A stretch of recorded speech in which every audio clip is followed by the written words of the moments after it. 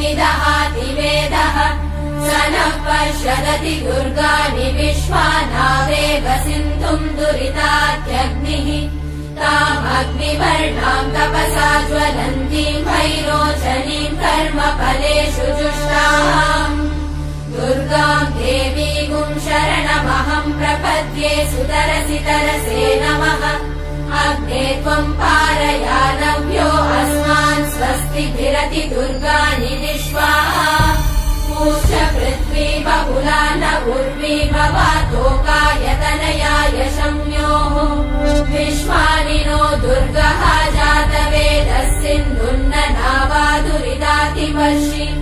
अग्ने अत्रिवन्मनसा गृहाणोऽस्माकम्